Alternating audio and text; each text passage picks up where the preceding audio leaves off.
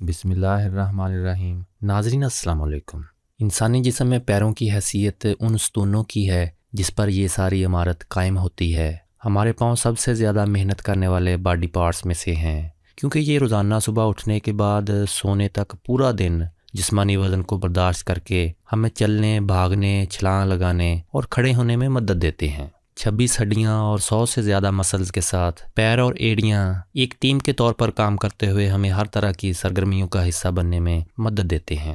جسم کا مکمل وزن اٹھانے کی وجہ سے جسم کے اندر ہونے والی کسی بھی تکلیف کی علامت پیروں پر ظاہر ہونا شروع ہو جاتی ہے۔ یہ علامت کبھی تو پیروں میں درد کی صورت میں ہو سکتی ہے اور کبھی پاؤں کی سوجن سے بھی ان کا اظہار ہو سکتا ہے۔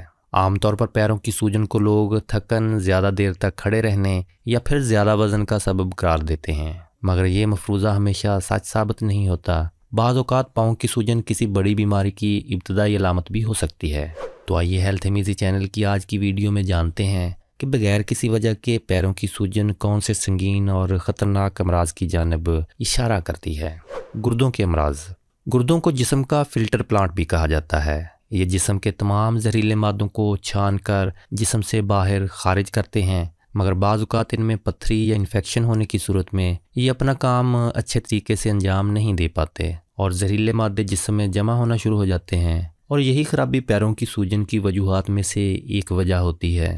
جگر خراب ہونے کی علامت۔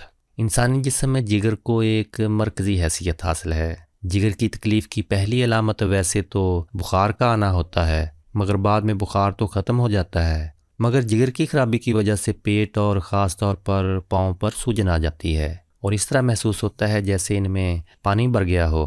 High blood pressure. High blood pressure وہ پوشیدہ بیماری ہے جو کہ انسان کے دل، گردوں اور جگر کو متاثر کرنے کا باعث بنتی ہے۔ مستقل اور زیادہ عرصے تک ہائی بلڈ پریشر رہنے کی وجہ سے پیروں پر مستقل سوجن کی شکایت ہو سکتی ہے۔ ڈائبٹیز یا شوگر کی نشانی۔ ڈائبٹیز یا شوگر کی وجہ سے پیروں کی شریانیں کمزور ہو جاتی ہیں، جس کی وجہ سے پاؤں میں خون کی ترسیل متاثر ہوتی ہے اور خون کی کمی کی وجہ سے پیروں پر سوجن بھی ہو سکتی ہے۔ دل کے امراض۔ ہو سکتا ہے کہ آپ نے کبھی خیال نہ کیا ہو، مگر اکثر پیروں کی سوجن ہارٹ فیلئر کی ایک علامت بھی ہو سکتی ہے۔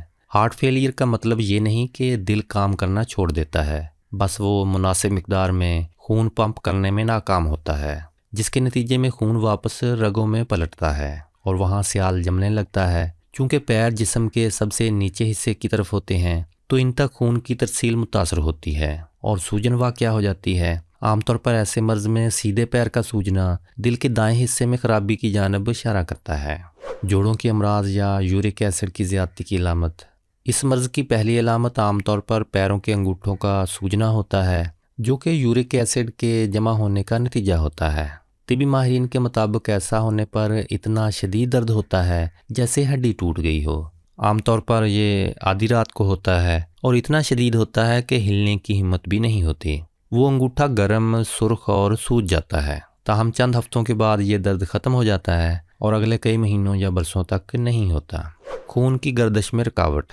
کسی ایک پاؤں یا ہاتھ کا سوجنا خون کے جمنے یا گاڑھا ہونے کی واضح ترین علامات میں سے ایک ہے۔ در حقیقت خون کے جمنے کے نتیجے میں ٹانگوں تک خون کا پہنچنا بلاک ہو جاتا ہے اور وہ خون اس جگہ جمع ہونے لگتا ہے جہاں کلاٹ ہوتا ہے، جس کے نتیجے میں سوجن ہونے لگتی ہے۔ اگر کبھی آپ کا ہاتھ یا ٹانگ سوج جائے اور ساتھ میں درد بھی ہو تو فوری طور پر ڈاکٹر سے رجوع کرنا چاہیے۔